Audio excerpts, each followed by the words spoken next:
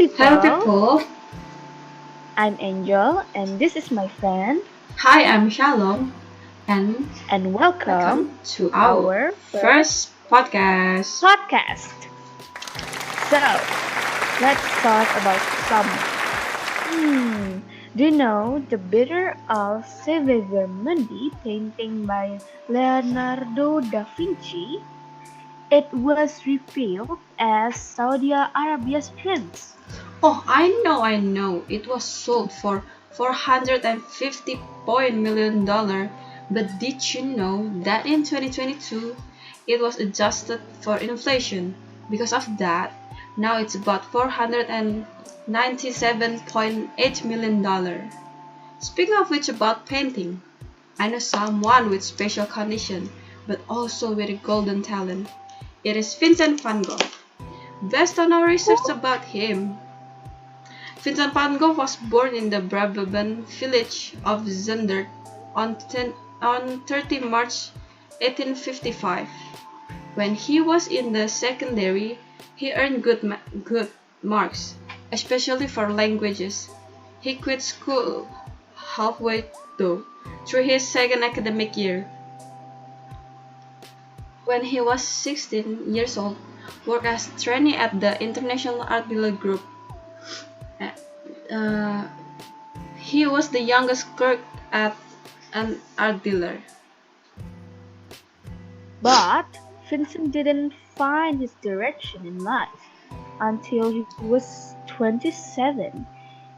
He tried different jobs, from art dealer to schoolmaster and lay preacher. Oh, how to correct that word? I don't know. Yes. So he eventually found his calling on the advice of his younger brother, Theo. In London, he visited famous institutions, International Gallery and the British Museum, where he admired the works there.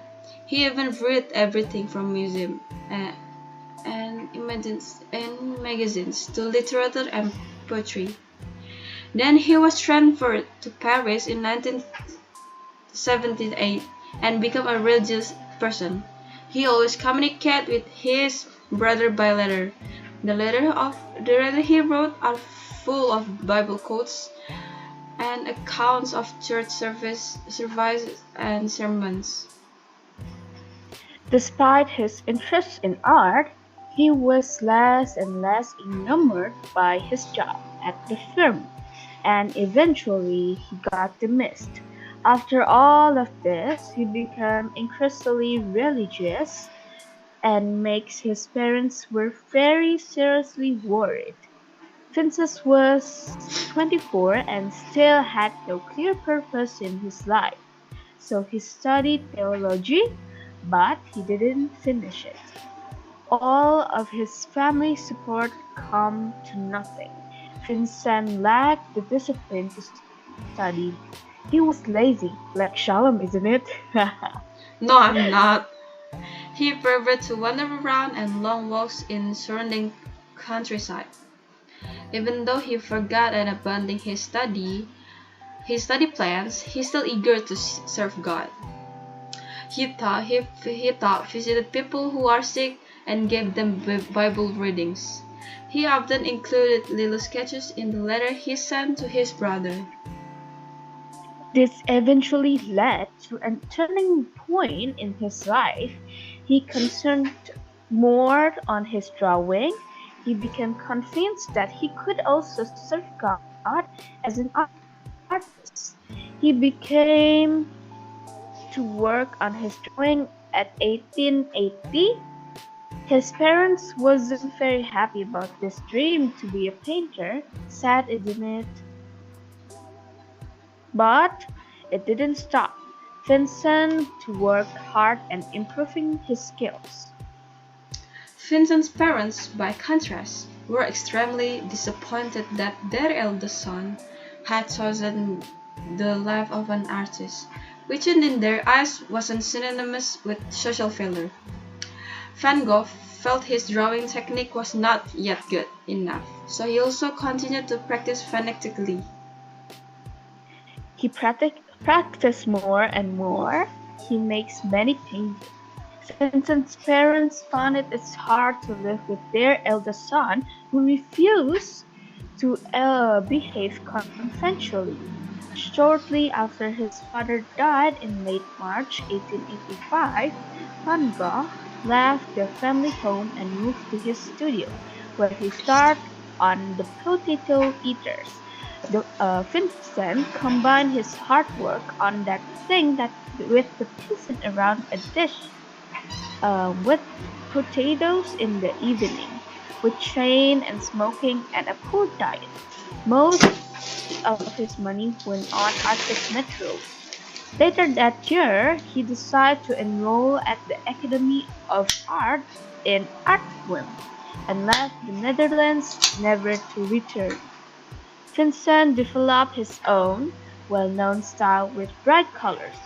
Yet, after 2 years with hectic city life that had given him so much inspiration in the beginning, became too much. Theo was the manager of Gogh art dealers in Paris. He introduced his brother to the colorful work of prominent modern artists like Claude Monet. Vincent van Gogh also got to know a new generation of artists at Fernand Cormon's studio, including Henri de Toulouse-Lautrec and Émile Bernard. All those new impressions and new people had an influence on his own work and inspired him to experiment freely. Vincent's work grew steadily brighter in Paris under the influence of modern art. He used brighter colors and developed his own style of painting with short brush and strokes. In 1888, Vincent's time in south of France was a troubling period in his life. He fell ill and cut off his ear, but he kept working hard despite everything. During this time, he even made some of his famous work. His art style became looser and more expressive. With this artist colony in mind, Vincent rented 4 rooms in the Yellow House in the Place Lamartine. Paul Gauguin was the first and, as it would turn out, the last artist to move in with him. Van Gogh and Gauguin worked hard together, and their collaboration resulted in some exceptional paintings. At the same time, however, the two men had very different views on art, which led to frequent heated discussion. Gauguin worked mainly from memory and his imagination, while Vincent preferred to paint what he could see in front of him.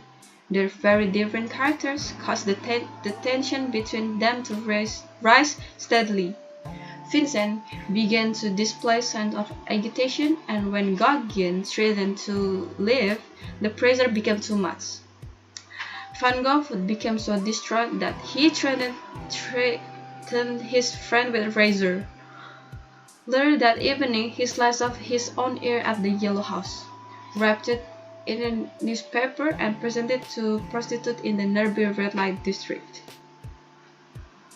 The morning after he cut off the part of his hair, Vincent was admitted to be in hospital in Arles. In the month that followed, however, his mental health fluctuated sharply. Fearing a fresh bout of his illness, he had himself voluntarily admitted to St. Paul de Massot Psychiatric Hospital in Saint-Remy in May. Despite his illness, Vincent continued to work. During his time in south of France, he even made some more famous paintings and drawings. Vincent van Gogh spent 1 year in mental hospital in Saint-Remy, the Provence. Despite his unstable mental health, he was very productive. He made about 150 paintings in a year. Vincent's mental health continued to fluctuate. During one period of extreme confusion, he had his oil point, following which he was restricted to drawing for a while.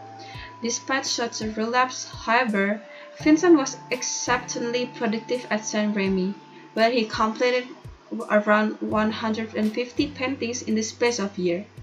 Vincent spent the final months of his life in Auvers-sur-Oise, an artist's village near Paris. He made new friends and he threw himself into painting. Yet after a visit to Theo, Vincent grew very concerned about his financial future. This uncertainty became too much to bear on top of his illness. Vincent ended his life in July 1890. That was so sad. Sadly, on 27 July 1890, he walked into a wheat field and shot himself in the chest with a pistol. After Vincent's death, the appreciation of his art increased and his fame was rising. 6 weeks after Vincent's death, Theo organized a memory exhibition of his brother's work. Shortly after the exhibition, he resigned from Lestat with immediate effect, and promptly suffered with a nervous breakdown. Theo was admitted to a clinic in Urtex, suffering from syphilis-related physical and mental symptoms. He died there at the end of January 1891, barely a half year after his brother's death. Wow, what a story. Honestly, I just know about this as we talk about it. Before, I don't know the behind story about Vincent van Gogh. Well, I guess you know now, and you guys too. Thank you Thank you for listening. And And goodbye. goodbye.